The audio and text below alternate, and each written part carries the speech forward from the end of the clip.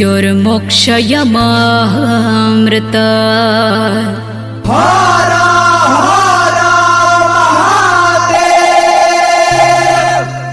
बम भोले बम भोले बम भोले बम बम भोले बम भोले बम भोले बम बम भोले बम भोले बम भोले बम बम भोले बम भोले बम भोले बम।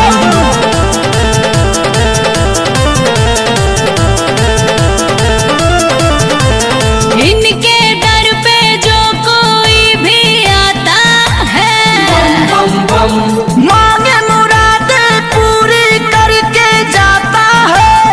ओम नमः शिवाय। अरे इनके दर पे जो कोई भी आता है मांगे मुराद पूरी करके जाता है।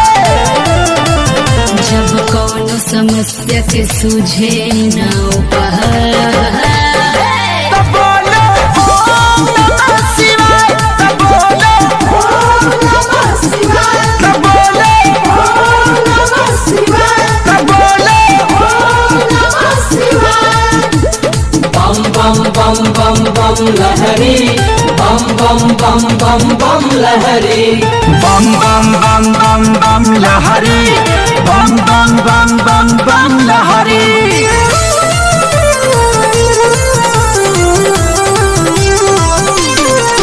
नंदी पे देखो सवार है खुला इनका दरबार है।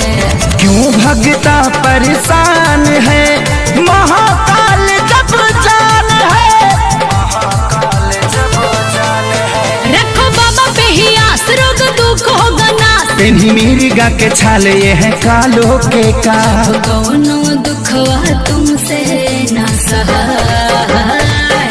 तब बोलो ओम नमः शिवाय। तब बोलो ओम नमः शिवाय। तब बोलो ओम नमः शिवाय। तब बोलो ओम नमः शिवाय।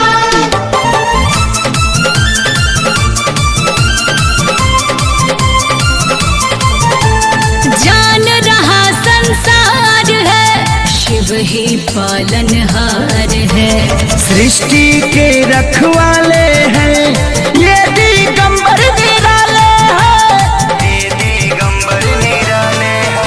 सुनो करो विश्वासों के सारी प्रकाश। इनकी शक्ति है खास चले मुर्दे में भी सांस। जब कष्ट हो दुनिया में तुमसे जिया ना जाए